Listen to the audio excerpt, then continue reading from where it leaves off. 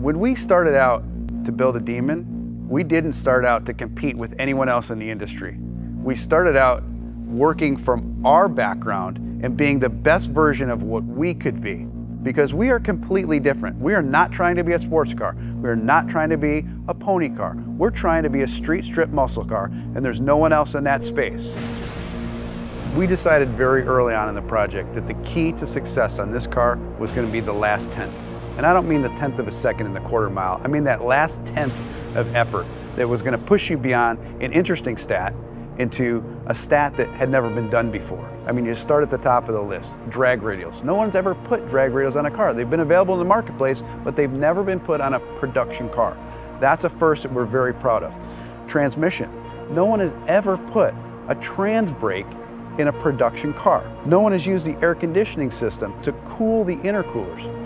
The Demon engine is all new. It's not a tuned up version of our Hellcat engine. The only part that carries over is the cylinder head. We deck honed the block, which is something you see on high-end race car engines. New crankshaft, new connecting rods, new pistons, new camshaft, all new valve train, and a new larger 2.7 liter supercharger.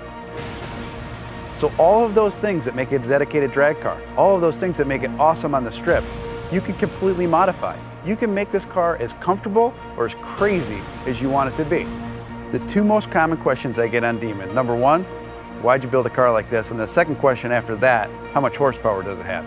And I always tell everybody, I'll tell you the horsepower, it's amazing, but I want to explain to you the full performance package and everything that horsepower enables.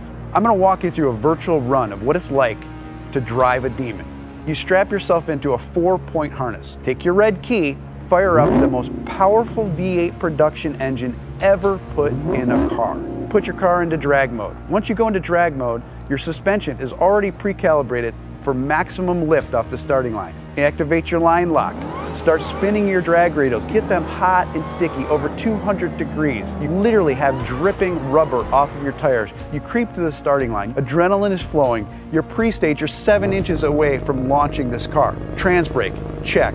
Torque reserve, check. Yellow, yellow, yellow, green, launch. You leave the starting line at 1.8 Gs, harder than any car has ever accelerated off the starting line. That force puts a ton of weight on the rear end of this car, forcing the front end up in the air. It pulls a wheelie. First gear, second gear, 0 to 30 in 1 second. Third gear, you're now at 60 miles an hour in 2.3 seconds. Fourth gear, 5.1 seconds, you're doing 100 miles an hour. Now things are starting to settle in. You're really getting into this time warp and things are happening so fast. You're getting close to the end of the track. You're now doing 140 miles an hour as you cross the finish line in 9.65 seconds. You have just driven this production car faster than any production car has ever finished the quarter mile. So fast, in fact, that after the NHRA certified that time, they banned it from competition.